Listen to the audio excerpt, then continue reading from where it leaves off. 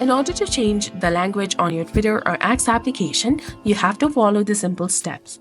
First of all, you need to launch the Twitter application and log into your account. After that, tap on your profile picture icon in the top left corner of the screen. Now tap on Settings and Support. From the drop-down menu, click on Settings and Privacy. Now scroll down and tap on Accessibility, Display and Languages that you will find between Notifications and Additional Resources. Tap on it. There you will see the option of Languages between the Display and Data Usage option. Tap on Languages. Now tap on Preferred Language. Click on Update Language. Pick your desired language by searching for it. I'm gonna go for Spanish. And once you do that, click on Next in the bottom and restart the app to apply the changes.